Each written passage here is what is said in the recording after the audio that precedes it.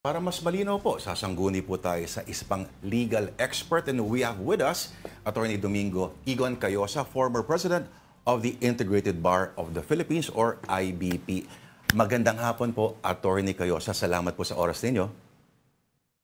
Good afternoon, Lord and Denise. Magandang hapon ho sa nakikinig at nanonood sa inyo.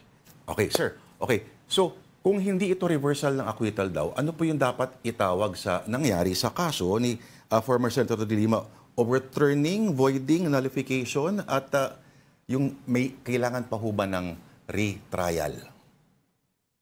Hindi na kailangan ng retrial.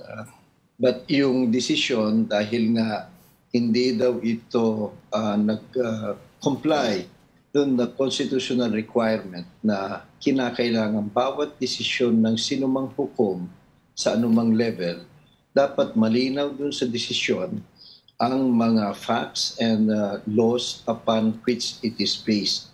So, sabi lang ng Court of Appeals dito, yung desisyon ng RTC Muntinlupa na nag-acquit kay dating Senadora Laila de Lima ay kulang yung explanation. Hindi malinaw daw doon kung anong facts at anong mga batas ang basihan nito.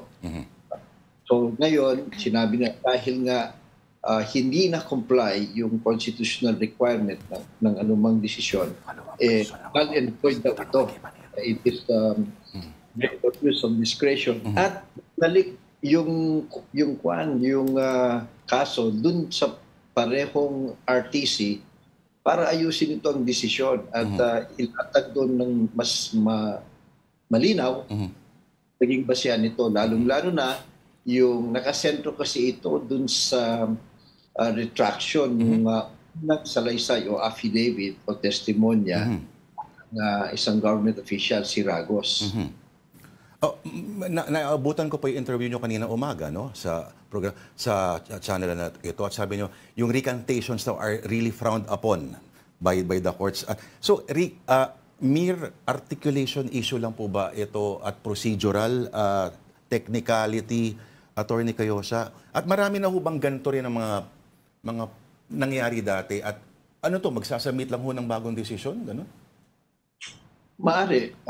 Kung kompleto naman na yung ebidensya o records, kinakailangan i-point out nung huwes anong particular aspeto. Kasi nga, ang main basis kung bakit sabi niya acquitted at may reasonable doubt dun sa guilt dahil daw si Ragos binawi niya yung unang statement niya o testimony niya na nagbigay nga ng pera kay Attorney de Lima. So hindi na kasi nakalagay din doon anong particular na porsyon ng kanyang pagbawi, ng kanyang pangalawang affidavit ang related doon at anong particular na elemento ng krimen ang hindi na-prove beyond reasonable doubt dahil dito. So, ilitaw lang niya. He has to lay it out clearly before the Court of Appeals guidance. Attorney Cayosa, Denise here. Meron pong statement si former spokesperson Sal Panelo. Ang sabi niya po, na I-quote, "The dispositive portion says that the decision of the Regional Trial Court on May 2023 acquitting De Lima and its order of July 2023 releasing De Lima from detention are null and void for not being rendered in accordance with law. And the case is remanded to said lower court to decide the case in accordance with law. How can the court decide the case in accordance with law if it does not reopen the trial?" What do you make of that, sir?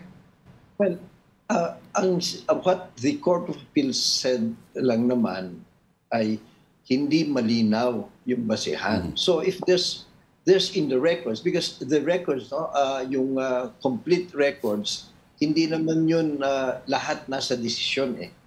So nalalabuan lang yung Court of Appeals na hindi na i-point out daw yung particular portions ng kanyang recantation, particular element ng krimen na hindi na-prove. So, there's no need to reopen the trial or all the witnesses as long as there is enough record or evidence dun sa mga naunang mga procedure na.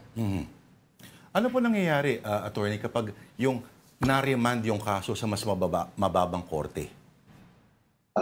Hindi lang ito na-remand sa mas mababang korte, na-remand dun sa parehong korte. Apo, tama po, sa parehong korte po. Ano po usually kailangan gawin? Ilinaw mo yung desisyon mo kasi sa tingin nila, we're not saying we agree or disagree, but based on the Court of Appeals decision, sa tingin ng tatlong Court of Appeals justices, hindi malinaw yung kanyang pagka-explain, yung mga basahan. So, linaw lang niya. Ngayon, siyempre, yung akusado, maaari din nilang unahan yan at dun sa kanilang MR o kaya apela, sila na mismo ang mag-point out dun sa paglilinaw. Pwede rin nilang gawin yan. Pwede rin nilang hintayin dun sa RTC na siya mismo ang maglinaw. Narinig ko sinabi ni dating Senador Drilon na yung nagsulat daw ng desisyon na ito, textbook author ng isang law book. So, para sa inyo, okay, agree ho ba kayo sa obserbasyon niya na si De Lima remains acquitted at yung desisyon na ito daw does not say that she is guilty? Tama. Walang desisyon yung Court of Appeals na guilty or not guilty. Ang sinasabi lang nila, yung pagkasulat ng desisyon na kulang, hindi malinaw. So yun lang ho ang kanilang na you revisit your ayusin mo. Yun ang utos dun sa judge. So yun ang problema ng judge, kung wala talaga sa record, yung mga key points na gustong malinaw, wala siyang magagawa, hindi niya pwedeng dagdagan. Di ba? Pero kung meron naman doon, or it is just a purely written decision, di i-point out niya, particularize niya yung mga portions ng records na sumusuporta dun sa kanyang reasonable doubt. Kaya inapit si De Lima. Attorney, isa pang tanong, what happens to Senator De Lima and her mandate as ML Party List representative while this legal challenge and battle is being fought? Wala namang epekto yung decision sa ngayon dun sa electoral mandate ni dating Senador De Lima. So yung kanyang pagkapanalo, it remains. Ang problema lang kung halimbawa, pag review niya yung kaso ng artist, makita wala nga parang malinaw na basehan at bagong isip kasi rinemand nga biglang mag-isip at i-convict siya. At ito ay masusustain. Malamang mag-a-appeal din pag may conviction, mag-a-appeal na yan. Kung all the way up to the Supreme Court, masustain yung conviction at yung penalty would include perpetual disqualification from public office, which is usually the case pag graft and corruption o mga mabibigat na kaso, hindi siya pwedeng umupo. But in the meantime, na hindi pa final ang any conviction, hindi rin siya pwedeng madi-disqualify. Pwede siyang tumuloy na representative dun sa kanyang party list. Napakalinaw po ng paliwanag ninyo. Maraming salamat po sa inyong oras. Former IBP President Attorney Domingo Cayosa. Thank you, Attorney. Thank you po. Salamat, magandang hapon. Happy weekend, sir.